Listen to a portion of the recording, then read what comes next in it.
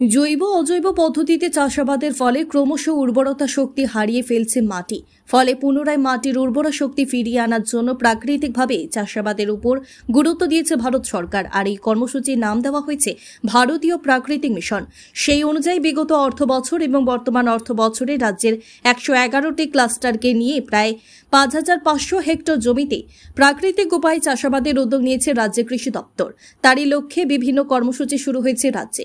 বুধবার আগরতলা অরুন্ধতিনগর স্থিত কৃষি গবেষণা কেন্দ্র এক কর্মশালার আয়োজন করা হয়েছিল। এই কর্মশালায় ধলাই জেলার 28টি ক্লাস্টার থেকে 48 জন কৃষি সখী এবং বেশ কয়েকজন কৃষক এবং কৃষি আধিকারিকরা উপস্থিত ছিলেন। এদিন কৃষি সখীরা প্রাকৃতিক উপায়ে চাষাবাদের পদ্ধতি পরিদর্শন করেন এবং প্রাকৃতিক উপায়ে কিভাবে চাষাবাদ করা হয় সে বিষয়ে কৃষি বিজ্ঞানীরা তাদের প্রশিক্ষণ দেন। এই কর্মশালা থেকে ভারতীয় প্রাকৃতিক মিশনের বিষয়ে বিস্তারিত জানান যুগ্ম কৃষি অধিকর্তা ডক্টর উত্তম সাহা।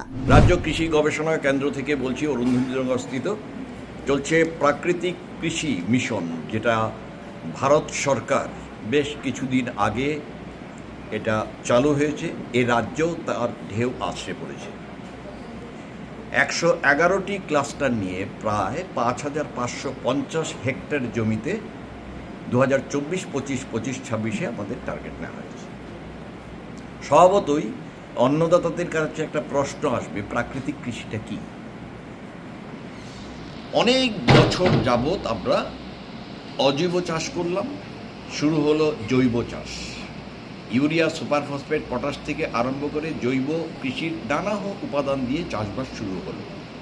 কিন্তু এরই মধ্যে একটা ঘটনা সমস্ত কৃষি বিজ্ঞানীদের কাছে ধরা পড়ল, সেটা হচ্ছে আমাদের ভারতবর্ষের তথা এই রাজ্যের মাটির অবস্থাটা কি। দেখা গেল যে বিগত বেশ কিছু বছরে আমাদের মাটি তার স্বাস্থ্য কিন্তু হারিয়ে যেতে আরম্ভ করল।